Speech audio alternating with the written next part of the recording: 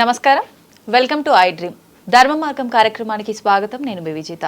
ప్రస్తుతం మనతో పాటు ఉన్నారు ప్రముఖ జ్యోతిష్యులు బ్రహ్మశ్రీ చేబిఎం కిరణ్ శర్మ గారు. ఇప్పుడు వారితో మాట్లాడి మరిన్ని విషయాలు తెలుసుకుందాం. నమస్కారం అండి. అఖండ ఐశ్వర్యమస్తమా. వినాయక చవితి మనం ఏ శుభకార్యం చేసినా, ఏ పని మొదలు పెట్టినా ముందుగా ఆ గణపయ్యని ఆరాధించి పూజించిన తర్వాతే మిగతా పనులన్నీ కూడా మొదలు పెడుతుంటాం. అటువంటి గణపయ్యకు సంబంధించిన వినాయక చవితి అంటే ఆ రోజు ముఖ్యంగా మనం ఏ రకంగా ఆయనని ఆరాధించాల్సి ఉంటుంది? చాలామంది ఇంట్లో వినాయకుడిని పెట్టుకొని ఒక రోజా, 2 రోజుల, 3 రోజుల వాళ్ళ స్తోమతకు తగ్గట్టుగా, వాళ్ళ ఆనవాయితీకి తగ్గట్టుగా ఉంచి మళ్ళీ తీసేస్తుంటారు. అసలు నిజంగా ఇలా చేయడం అనేది ఆనవాయితీ ఉంటేనే గణపయ్యని ఇంట్లో పెట్టుకోవాలా? చాలామందికి డౌట్ కూడా ఉంటుంది. ముఖ్యంగా వినాయక చవితి విశిష్టత ఏంటి, ఇవన్నీ కూడా తెలియజేయండి. తప్పకుండా. సో ఒకటేంటంటే వినాయక చవితి ఫస్ట్ అడిగిన ప్రశ్నలో ముఖ్యంగా ఏంటంటే ఆ యొక్క లంబోదరుడు ప్రతి ఇంటిలో కూడా మనకి అనేకమైనటువంటి విఘ్నాలని నాశనం చేసేవాడు, అంటే ఆటంకాలని పారద్రోలి శుభాన్ని కలిగించేవాడు వినాయకుడు. అందుకే విఘ్ననాయకుడు అంటారు, ఆయన్ని గజముఖుడు అంటారు. ముందుగా అతను పుట్టుకని మనం తెలుసుకోవాలి. అసలు ఆయన స్వయంభూగా అవతరించాడు. అంటే స్వయంభూగా తన అంటే ఏంటి, అమ్మవారి చేతుల మీదుగా తన ప్రాణం పోసుకున్నాడు. గర్భస్థమైనటువంటి తనకి రూపం కాదు, తనకి అభిభక్తం అంటే ప్రకృతి రూపాన్ని కలిగి ఉన్నాడు అతను లంబోదరుడు. అటువంటి లంబోదరుణ్ణి అంటే అతని వినాయకుడిని ఫస్ట్ మనం అతని యొక్క జన్మ వృత్తాంతం తెలుసుకోవడం, ఆ తదుపరి ఆయనకి విఘ్నాధిపత్యం ఎందుకు వచ్చింది తెలుసుకోవడం, ఆ తదుపరి ఆయనకి శాపం ఎలా వచ్చింది, అంటే ఎందుకు అతను మూర్ఛపోయాడు 2 సార్లు, చంద్రుని శాపం ఏమిటి, చంద్రుని వల్ల ఎందుకు ఇబ్బంది పడ్డాడు, చంద్రునికి అమ్మవారి శాపం ఎందుకు పెట్టింది, ఇవన్నీ కూడా మనకి చవితి చంద్రుని యొక్క కథ గురించి తెలుసుకునేటువంటి ప్రయత్నం చేయాలి. మీరు తప్పకుండా ఆ కథని చదివి ప్రయత్నించండి. ఏముంది, విఘ్నాధిపతి రూపం, స్వామివారి రూపం గజముఖుడు ఎలా అయ్యాడు, అంటే గజాసురుని ఎలా సంహరించాడు, గజముఖుడయ్యాడు. తర్వాత సరికి మనకి ఇక్కడ విఘ్నాధిపత్యానికి సుబ్రహ్మణ్య స్వామి ఇద్దరికి పోటీ రావడం, ఆయన ఆధిపత్యాన్ని పొందుకోవడం, తదుపరి ఆయన చంద్రుని నవ్వడం వల్ల పుట్టబగిలి మూర్చపోవడం, తర్వాత విష్ణు బ్రహ్మలు శివుడు కలిసి ముగ్గురు దానికి ప్రాణం పోయడం, తర్వాత చంద్రుడికి శాపము, ఇవన్నీ కూడా చేసిన తర్వాత శమంతకమని ఉపాఖ్యానం, కృష్ణ పరమాత్ముడు శమంతకపని దొంగిలించినట్టుగా ఆ సత్రాజిత్తు ప్రకటించడం. ఆ యొక్క ఈ కథను కూడా విన్న వాళ్ళకి చవితి యొక్క దోషం తొలగిపోతుంది నిజంగానే. కానీ ఇది చాలామంది అనుకుంటారు భాద్రపద శుద్ధ చతుర్రోజు ఉన్నటువంటి చంద్రుడు అనుకుంటారు. కాదు, ప్రతి చంద్ర దర్శనం అంటే ప్రతి చవితిలో చంద్రుని చూస్తే శాపమే. అది ఖచ్చితంగా, ఆ శాపం ఖచ్చితంగా ఉంటుంది. అది ఎక్కడ కూడా భాద్రపద శుద్ధ చతుర్థి రోజున ఈ కథ విన్న వాళ్ళకి పుణ్యం కలుగుతుంది స్పష్టంగా చెప్పారు కృష్ణుడు. కానీ ప్రతి చవితి రోజున మనం చంద్రుని చూస్తే దోషమే. కాబట్టి ప్రతి చవితికి కూడా మనం ఆ కథ వినాల్సిన అవసరం ఉంటుంది. ఇది చాలా మంది తెలుసుకోండి, ఇంపార్టెంట్. ఐ డ్రీమ్ ఛానల్ ద్వారా చెప్తున్న విషయం, ప్రతి చెవితి కూడా మనకి ఖచ్చితంగా మనకి చంద్రదర్శనం అనేది దోషం కలిగిస్తుంది. కనుక సాయంకాల సమయంలో పొద్దున్నో ఆ వినాయక ఉత్పత్తి, ఆ గజముఖుడి కథను తెలుసుకొని తప్పకుండా అందరూ కూడా 2 నక్షత్ర శిరస్సులో వేసుకుంటే 5 నిమిషాలు, 5 నిమిషాల కథ శుభ్రంగా విని అక్షత శిరస్సులో వేసుకుంటే అక్కడ హాయిగా మనం ప్రశాంతంగా ఉండవచ్చును. చాలా మంది ఏంటంటే భాద్రపద శుద్ధ చతుర్థి రోజు మాత్రమే ఇవి చేస్తూ ఉంటారు, అది కరెక్ట్ కాదు. ఇది ఈ ప్రశ్నకు సమాధానం. రెండవది, మీరు అడిగిన ప్రశ్నకి 1 రోజా 3 రోజుల ఆనవాయితీ ఏమిటి అనేది. అసలు ఆనవాయితీ అనేది ఆచారం, శాస్త్రోక్తమైనది మాత్రం 1 రోజు. నవరాత్రులు, దశరాత్రులు, స్వామివారికి ఉద్వాసన, నిమజ్జనం అంతా కూడా మనకి 10 రోజుల కార్యక్రమం శాస్త్రంలో లేదు. ఏ శాస్త్రంలో కూడా మనకి గణపతి ఉపనిషత్తు ద్వారా మొత్తం కోలుకున్నా, పద్మ పురాణాలు చూసుకున్నా, అలాగే పార్వతీదేవి చెప్పినటువంటి విషయంలో అయినా సరే, ఎటువంటి శివపురాణంలో కూడా ఇటువంటి 9 రాత్రుల యొక్క విషయం అనేది ఎక్కడా లేదు. మరి ఎందుకు వచ్చింది ఇది అనేది చాలా మంది చెప్పే ఉంటారు, పెద్ద పెద్ద వాళ్ళు, గొప్ప వాళ్ళు, నాకంటే వాళ్ళు చెప్పే ఉంటారు. 1893 సంవత్సరంలో స్వాతంత్ర్యోద్యమ సంగ్రామంలో శ్రీ లోకమాన్య బాలగంగాధర్ తిలక్ గారి ఆధ్వర్యంలో ఈ బ్రిటిష్ వాళ్ళ యొక్క పతనాన్ని కోరుకొని ఈ యొక్క భారతీయులందరినీ కూడా కులమతాలకు అతీతంగా అందరిని చేర్చి యుద్ధ సన్నాహాలు ఎలా చేయాలి, స్వాతంత్ర్యాన్ని ఎలా పొందుకోవాలనేటువంటి భావనతో అందరినీ ఒక దగ్గర రూపకల్పన చేసే ప్రక్రియలో ఆయన అందరినీ దగ్గర తీసి, మాకు నవరాత్రులు ఉన్నాయి, మేము గణపతిని 9 రోజులు పెట్టుకుంటాం, ఇది మధ్యలో మానేశారు, మాకు అరిష్టం అవుతుందని చెప్పేసి ఆయన అక్కడ బ్రిటిష్ వాళ్ళ దగ్గర నుంచి పర్మిషన్ తీసుకొని 9 రోజులు, ఈ 9 రోజులలో యుద్ధ సన్నాహాలు, స్వాతంత్రాన్ని ఎలా పొందనే విషయంలో చర్చ చేసుకున్నారు ఆయన. దానికోసం 1893 సెప్టెంబర్ 16 నుంచి ఈ కార్యక్రమం ప్రారంభమైంది, నవరాత్రులు అనేది. ఎందుకు? ఈ కారణం చేత. కానీ మనకి 1 రోజు చవితి రోజు మాత్రమే పండగ చేసుకొని మర్నాడు పంచమి రోజున స్వామివారి ఉద్వాసం చెప్పాల్సిందే, ఆ స్వామి నిమజ్జనం చేయాల్సిందే. మరి అటువంటి ఆనవాయితీ చేసుకోవడం వల్ల ప్రయోజనం ఉందా? ఎందుకు లేదండి. సనాతన ధర్మం కన్నా గొప్పది ఇంకేమిటి లేదు. సనాతన ధర్మం మాత్రమే గొప్పది, నేను అందులో గట్టిగా చెప్తాను నేను. ఎందుకంటే లోక కళ్యాణం కోసం, లోకహితము కోసం అందరినీ కూడా కులమతాలకు అతీతంగా అందరినీ కలుపుకొని అందరికీ అన్నదాన భోజన వస్తు సాముదాయాన్ని ఎంత కూడా ఇవ్వగలిగేటువంటి సత్తా ఉన్నటువంటిది సనాతన ధర్మం మాత్రమే. దాని గురించి నేను గొప్పగా చెప్పుకునే ప్రయత్నం చేస్తాను. నేను అటువంటి సనాతన ధర్మంలో అందరూ కూడా 9 రోజులు హాయిగా లంబోదరుణ్ణి, గజముఖుణ్ణి, శూర్పకరుణ్ణి అనేటువంటి ఆ యొక్క బొజ్జేని పూజిస్తే ఎంత ఆనందం ఉంటుంది మనకి. అందరూ కలిసి మన సాధక బాధకాలని, ఆనందాలని పంచుకోగలిగే అవకాశం, సామూహికమైనటువంటి భోజనం. మీరు తెచ్చిన పులిహోర నేను తినడం, నేను పులిహోర మీరు తినడం, ఇలా సామూహికంగా అంటూ అలవాటు, అంటే ఏది మనకు అంటరానితనం లేనటువంటి ప్రశస్తం.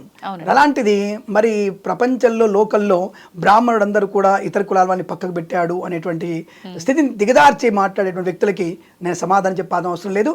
ఇది 1893 బాలగంగాధర్ తిలక్ బ్రాహ్మణుడై ఉండి ఇటువంటి అందరి మతాలతో కలిసి ఎలా భోంచేశాడు, మరి ఆ కాలంలో కనుక కుల మతాలకు అతీతంగా ఎలా పనిచేశాడు, ఈ విషయాన్ని దృష్టిలో పెట్టుకుంటే ఇప్పుడు మాట్లాడుతుంటే సోకాళ్ళందరూ కూడా ఏం మాట్లాడుతున్నారు, బాపనుల వల్ల ఇట్లా జరుగుతుంది, బాపనుల గుళ్ళకు రానిలేదు.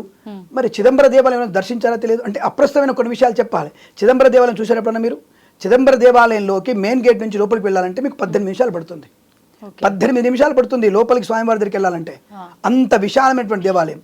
ఒకవేళ అటువంటి విశాలమైన దేవాలయంలో ఎవరైనా సరే అన్య కులస్తులు అనుకుందాం, జనాలు అనుకుంటాను, అన్య కులస్తులు వచ్చేసి ఆ గేట్లో ఎంటర్ అయినప్పుడు ఈ బాపనోడు ఆ శివునికి పూజ వదిలిపెట్టేసి బయటికి వచ్చేసి అన్య కులస్తుని బయటికి వెళ్ళగొడితే అవకాశం ఉంటుందా? అంత దివిజ్ఞాన అంటే అక్కడ బయటకు వచ్చి వెళ్ళగొట్టేటువంటి అవకాశం ఉంటుందా? అంటే లేనివి కల్పించబడ్డాయి. బ్రిటిష్ వారు కావచ్చు, మొఘళ్ళు కావచ్చు, దుర్మార్గులు కావచ్చు, చాండాల అంటే మతాల వాళ్ళు కావచ్చు, ఇదంతా కల్పన చేసి హిందూ మతాన్ని గందరగోళంగా తయారు చేశారు. చాతుర్వర్ణం వేరు. ఇప్పుడు మీరు యాంకర్, అతని కెమెరామెన్, అతని పని అతను చేయాలి, అది వర్ణం. మీ పని మీరు చేయాలి. గెస్ట్గా నా పని నేను వచ్చేసి మీతో అసభ్యంగా మాట్లాడితే, ఆ కెమెరా ముందుకు వచ్చేసి అసభ్యంగా వస్త్రధారణ చేస్తే అది అంటే వర్ణం ఇది. అంటే మీ వర్ణంలో మీరు ఆ పని చేయాలి, నా వర్ణం ఈ పని చేయాలి. అది 4 వర్ణాలు మరి ఎవరు వాళ్ళు గ్రూప్గా డివిజించబడుతుంది. That's group. ఆ గ్రూప్కి ఆ పని ఉంటుంది. అందుకు సృష్టించారు తప్ప లేనిపోనేందుకు. అలాంటి గొప్ప క్రియేటివిటీ వినాయక వ్రతంలో కనపడుతుంది మనకి. కులమతాలకు అతీతంగా ఈ సామూహిక చేసుకోవడం అనేది కనపడుతుంది. ఇంకా విశేషం ఏంటంటే బుద్ధి సిద్ధి అనేటువంటి భార్యల చేత ఆయన కీర్తించబడుతుంటారని చెప్తుంటారు. ఇది 3 రోజులు చేసుకునేటువంటి కార్యక్రమం కాదు, ఒకటే రోజు చేసుకునే కానీ మీకు చెప్పాను. చాలా మంది డౌట్, సిద్ధి బుద్ధి పెళ్ళాలా ఇద్దరు? అసలు ఆయన బ్రహ్మచారి. అంటే పార్వతీ పుత్రుడిగా అతను బ్రహ్మచారి. కానీ బ్రహ్మ మానసమైనటువంటి వ్యక్తులని ఇద్దరిని సృష్టించాడు. ఎందుకు? ప్రజల యొక్క అనుకూలతని, వారికి మంచి సామరస్య ధోరణి, జ్ఞానాన్ని, ఆనందాన్ని, కార్య విజయాన్ని కలిగించడానికి బుద్ధి అనేటువంటి శక్తిని, సిద్ధి అనేటువంటి శక్తిని రెండు ఆయన తీసుకొచ్చేసి గణపతికి ఇచ్చి నువ్వు వీరిని వివాహం చేసుకుని కల్పిస్తాడు. వివాహం అనేది కూర్చోటి తాళి కట్టలేదు ఆయన, ఆ ఇద్దరిని స్వీకరించమని చెప్తాడు. అంటే మనం తెలుసుకోవాల్సింది ఆయన శక్తుల్ని గ్రహించాడు ఆయన. కాబట్టి వారి శక్తి అనేది విడదీరి అనేటువంటిది, అంటే విడదీరైనటువంటిది. కాబట్టి అందుకే భార్యను శక్తిగా చూస్తారు. ఎందుకంటే భర్త నుంచి వేరు కాదు లేనటువంటిది శక్తి. కాబట్టి అటువంటి శక్తిని ఆయన అక్కడ పెళ్ళైనట్టు కనబడుతుంది మనకి. అంటే లోతుగా ఆలోచించాలి. అటువంటి సిద్ధి బుద్ధి సమేతమైనటువంటి వినాయకుని పూజిస్తే మనకి అద్భుతమైనటువంటి కార్యసిద్ధి పొందుకుంటాం. ఆ కార్యసిద్ధి సఫలమవడానికి మంచి బుద్ధిని ప్రేరేపిస్తాడు. కాబట్టి విద్యార్థిని కూడా తప్పనిసరిగా ఆ రోజు మీరు సిద్ధి బుద్ధి సమేత గణపతిని ఆరాధన చేయాలి. అది విశేషం. అందులో మీరు అనుకున్నట్టుగా 21 పత్రాలతో స్వామివారి పూజ చేస్తుంటారు. జాజిపత్ర అని, తర్వాత అర్కపత్రం అని, తులసి దళాలతోని, చూతపత్రము, ఔదుంబర పత్రంతో, అలాగే అనేకమైనటువంటి 21 పత్రాలతో, బృహతి పత్రంతో చేస్తూ ఉంటారు పూజలు.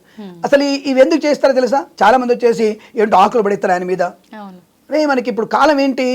వర్షాకాలం వెళ్ళిపోతూ శీతాకాలం ప్రవేశించే సమయం. ఎన్ని క్రిమికీటాలు బయట ఉంటాయి సైంటిఫిక్గా ప్రూవ్ చేసుకోండి మీరు. అనేకమైన క్రిమికీటకాలు మొన్న వర్షాలకి, ఇప్పుడు వర్షాలు వెళ్తున్న సమయంలో భూమి విచ్చుకున్నప్పుడు అనేకమైనటువంటి బ్యాక్టీరియా బయటకు వస్తుంటుంది.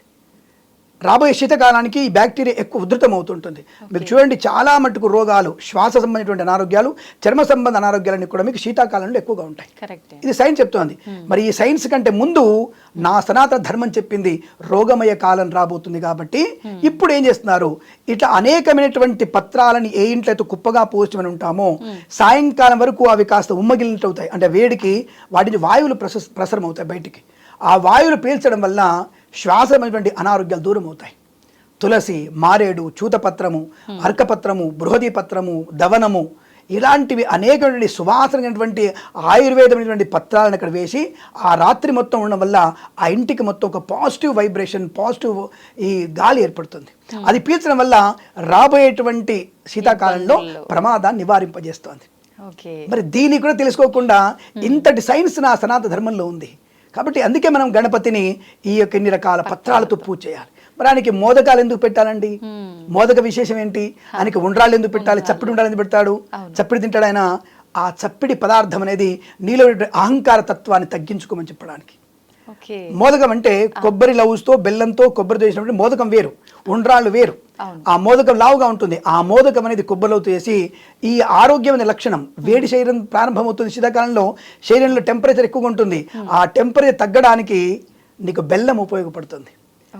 బియ్యపిండి ఆ బెల్లం వల్ల ఆరోగ్యవంతమైన లక్షణం ఏర్పడుతుంది. జఠరాగ్ని బలంగా పనిచేస్తుంది. ఇక్కడ శీతాకాలంలో ఆకలి ఎక్కువగా వేస్తుంటుంది, తినాలనిపిస్తుంటుంది. ఆ తినాలనిపిస్తున్న టైంలో తక్కువ తినడం కోసం చలివిడి అనేటువంటి బియ్యపిండి, కొబ్బరి అరగకుండా అంటే పదార్థాన్ని అరగకుండా చేస్తుంది కొబ్బరి, బెల్లము ఆరోగ్యాన్ని కలిగిస్తుంది. కాబట్టి మోదకాన్ని తినమని చెప్పారు. ప్రతి వెనకాల సనాతన ధర్మానికి సైంటిఫిక్ రీజన్ కూడా ఒకటి ఖచ్చితంగా ఉంది, 100% ఖచ్చితంగా ఉంటుంది. ఇలా స్వామివారికి మోదకాలు పెట్టమని చెప్పారు. ఆ తదుపరి స్వామివారికి కథను వినమని చెప్పారు. షోడశోపచార పూజ ఉంటుంది. స్వామివారికి పంచామృతం అంటే భక్తి. నువ్వు భక్తిగా ఎంతనే చేయి ఆయన అంటే. అందుకే అంటాడు, నువ్వు ఒక పత్రం పెట్టినా సరే, నాకు ఒక పత్రం పెట్టి 21 పత్రాలు దొరకలేదు, ఒక పత్రం పెట్టని చెప్తున్నాడు. పోనీ మనకి ఈ ప్లాస్టర్ ఆఫ్ ప్యారిస్ ఎప్పటి నుంచి స్టార్ట్ అయిందమ్మా? మీకున్నంతవరకు నాకు తెలిసి నీకు 25 సంవత్సరాలు ఉండొచ్చు అనుకుంటున్నాను నేను. అంటే మీ వయసులో కూడా దానం చేసిన వరకు అయితే మీకు ప్లాస్టర్ ఆఫ్ ప్యారిస్ లేదు.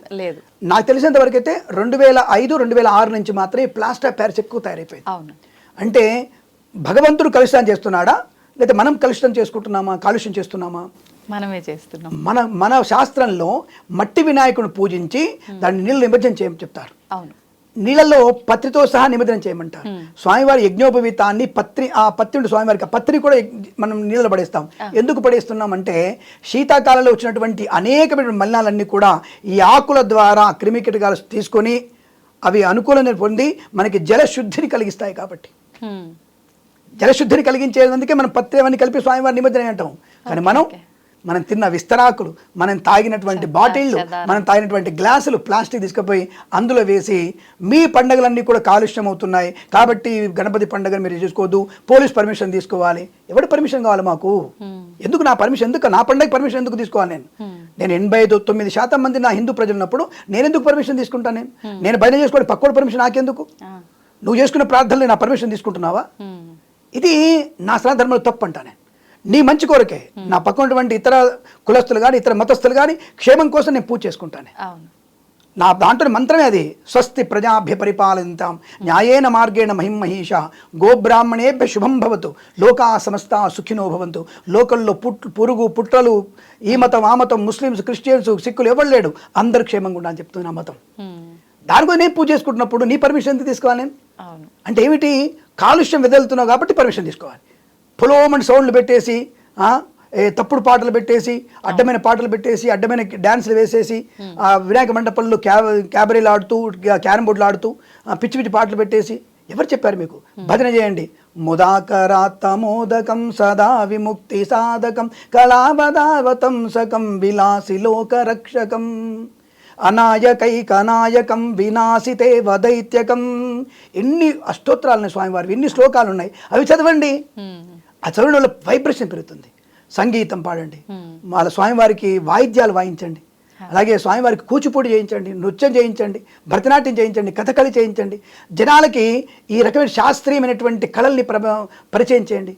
ఇంత విషయం ఉంది నవరాత్రులలో. కాబట్టి లోక కళ్యాణం కోసం ఈ గణపతి ఉత్సవాలు జరుగుతాయి. కాబట్టి ఆ స్వామివారిని మనము పత్రితో పూజించిన, షోడశోపచారాలతో పూజించిన, భక్తితో పూజించమని చెప్తోంది. ప్రతి ఒక్కళ్ళకి హితవు కలిగేట్టుగా పూజ ఉంటుంది. కాలుష్యం లేకుండా మట్టి బొమ్మల్ని మాత్రం మీరు ఉపయోగించి స్వామివారి చేసుకొని 108 నామాలతో, అష్టోత్తర నామాలతో స్వామివారిని పూజించి, ఆ స్వామివారికి ధూపదీప నైవేద్యాలు పెట్టి స్వామివారిని పూజిస్తే తప్పకుండా మనకి సిద్ధి, బుద్ధి, ఆనందము, ఐశ్వర్యాన్ని కలిగించే అవకాశం ఉంటుంది. ఇక చాలామంది వచ్చేసి లక్ష్మీ గణపతి అంటారు, తర్వాత శక్తి గణపతి అంటారు. ఇంతమంది పిల్లలు ఆయనకి. అసలు ఆయన బ్రహ్మచారి అనే విషయం గుర్తుపెట్టుకోండి బాబు ఫస్ట్ మీరు. అసలు ఆయన బ్రహ్మచారి. ఒక్కొక్క ఉపాసనలో అతన్ని స్వీకరించిన వాళ్ళ తత్వం వేరు. లక్ష్మీ గణపతి లక్ష్మీ భార్య కాదు, లక్ష్మీదేవితో సహా గణపతి పూజిస్తున్న అర్థం. అంతే. లక్ష్మీ గణపతిని విష్ణుమూర్తి భార్య అయినటువంటి గణపతికి లక్ష్మీ భార్య ఎలా అవుతుంది? కనీసం ఇంగిత జ్ఞానం ఉండాలిగా మనకి. అంటే ఇలా అడిగేటువంటి వ్యక్తులకు కూడా మాకు కూడా చెప్పడానికి జుగుప్సాకరంగా ఉంటుంది. అందుకే నేను అలాంటి వాడు గట్టిగా చెప్తాడు, అంటే తట్టి చెప్తాడు. నేను అలాంటి వాడు లక్ష్మీదేవితో కలిపి గణపతిని పూజించడము. అంటే గణపతి యొక్క అనుగ్రహంతో, గణపతి యొక్క స్థిరమైనటువంటి సిద్ధితో నాకు ఆ లక్ష్మీదేవి నా ఇంట్లో ఉండేట్టుగా పూజించడమే లక్ష్మీ గణపతి పూజ. శక్తి గణపతి అంతే. శక్తి అంటే కూడా అక్కడ భార్య కాదు, అక్కడ అమ్మవారు పార్వతీదేవి అంశ. ఆ శక్తిని నాకు ఇగో కార్యం చేయడానికి వెళ్తున్నాను, ఈ యొక్క ఉద్యోగ ఇంటర్వ్యూకి వెళ్తున్నాను, నేను ఆ ఇంటర్వ్యూలో గెలవడానికి నాకు గణపతిని స్మరణ చేయి, శక్తి గణపతిని ప్రార్థన చేయి. ఇలా ఒక్కొక్క తత్వాన్ని మనము ఉపాసన ద్వారా తెలుసుకునే విషయాలు ఉండాలి తప్ప లౌకికంగా తెలుసుకొని ఇంతమంది పెళ్ళాలా అనేటువంటి వ్యక్తులకి సమాధానం గట్టిగా చెప్పాల్సిన అవసరం ఉంటుంది. కాబట్టి సనాతన ధర్మంలో లోతుగా తెలుసుకొని మీలాంటి వాళ్ళ ద్వారా, ఐ డ్రీమ్ ఛానల్ ద్వారా మనకు వెళ్తున్నటువంటి ఇట్లా అనేక విషయాలందరూ కూడా అందరికీ శుభాన్ని కలిగిస్తాయని కోరుకుంటూ సర్వేజన సుఖినో భవంతు. శుభం.